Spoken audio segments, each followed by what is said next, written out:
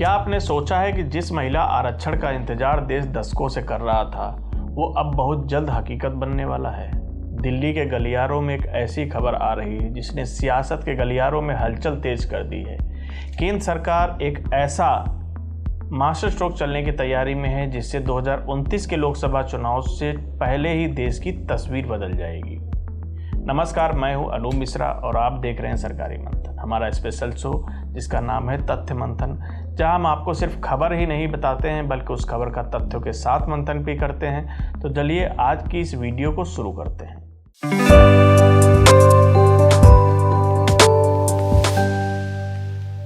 दोस्तों, मोदी सरकार 2029 के लोकसभा चुनाव से पहले महिलाओं के लिए 33% आरक्षण लागू करने के लिए पूरी तरीके से कमर कस चुकी है। खबर है कि संसद के इसी मौजूदा सत्र में सरकार 2 बड़े बिल ला सकती है।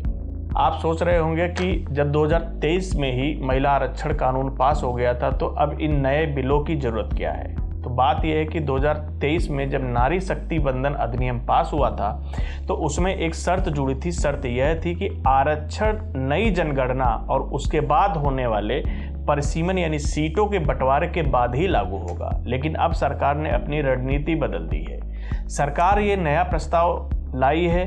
अब नई जनगणना का इंतजार नहीं किया जाएगा। इसकी जगह साल 2011 की जनगणना के आंकड़ों को ही आधार मानकर परिसीमन कर दिया जाएगा। अगर ऐसा होता है तो जो काम सालों से बंद पड़ा था वो अगले कुछ महीनों में शुरू हो सकता है। इस फैसले का सबसे बड़ा असर लोकसभा के सीटों पर पड़ने वाला है। आपको बता दें कि वर्तमान में लोकसभा में 543 सीटें हैं, लेकिन नए फार्मूले के हिसाब से ये संख्या बढ़कर 816 हो सकती है। इन 816 सीटों में 273 सीटें सीधे तौर पर महिलाओं के लिए आरक्षित हो जाएंगी, यानी संसद के भीतर महिलाओं की आवाज पहले से कहीं ज्यादा बुलंद होगी। इस बड़े बदलाव को अमली जामा पहनाने के लिए गृह मंत्री अमित शाह खुद मोर्चा संभाले हुए हैं। सोमवार को उन्होंने एनडीए के सहयोगियों और कई गैर कांग्रेसी विपक्षी दलों के साथ एक अहम बैठक की।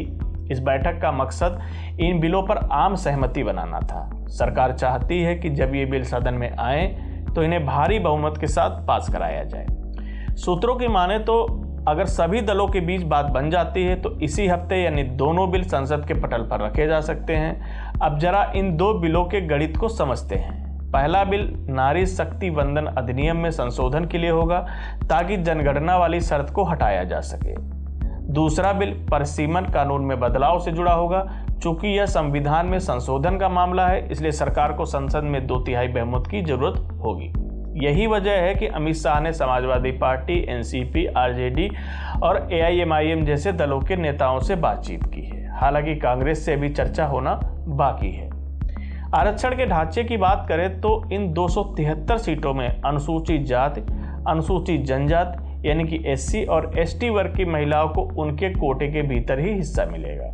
फिलहाल इसमें ओबीसी महिलाओं के लिए अलग से किसी कोटे का जिक्र नहीं है। खास बात यह है कि सरकार सिर्फ केंद्र में ही नहीं बल्कि राज्यों की विधानसभाओं में भी इसी तरीके का ढांचा लागू करना चाहती है ताकि पूरे देश की राजनीतिक व्यवस्था में एक जैसी समानता बनी रहे। अब अगर इतिहास के पन्नों को पलटते हैं तो महिला आरक्षण की यह लड़ाई बहुत पुरानी है। पहली बार 1931 में भारतीय राष्ट्रीय आंदोलन के दौरान इस पर चर्चा हुई थी। तब बेगम शाह नवाज और सरोजिनी नायडू जैसी दिग्गज नेताओं ने मांग की थी कि महिलाओं को बराबरी का हक मिले। इसके बाद 1971 और 1974 में भी कई समितियां बनी जिन्होंने पंचायतों और नगर निकायों में महिलाओं को जगह देने की सिफारिश भी की थी। 1988 में एक नेशनल परस्पेक्टिव प्लान आया जिसने पंचायत से लेकर संसद तक का आरक्षण की वकालत तो की थी। अंततः 1993 में 73वें और 74वें संशोधन के जरिए पंचायतों में महिलाओं को 1/3 आरक्षण मिला। आज बिहार, मध्य प्रदेश और केरल जैसी कई राज्यों में तो स्थानीय निकायों में 50% आरक्षण लागू है। लेकिन संसद और विधानसभाओं में ये अब तक अधूरा सपना था जिसे अब सरकार हकीकत बनाने जा रही है। इस फैसले का असर हमारे समाज पर बहुत गहरा पड़ेगा। जब कानून बनाने वाली जगहों पर महिलाओं की भागीदारी बढ़ेगी तो महिलाओं से जुड़े मुद्दों पर ज्यादा संवेदनशीलता से काम होगा। गांव की गलियों से लेकर संसद की ऊंची कुर्सियों तक महिलाओं का प्रतिनिधित्व बढ़ने से एक नए युग की शुरुआत होगी। आम जनता के बीच भी इसे लेकर काफ़ी उत्साह देखने को मिल रहा है। लोगों का मानना है कि इससे राजनीति में नयापन आएगा और महिलाओं को आगे बढ़ने के समान अवसर भी मिलेंगे। इस पूरी तैयारी को देखकर लगता है कि सरकार ने मिशन 2029 के लिए अपना सबसे बड़ा कार्ड खेल दिया है।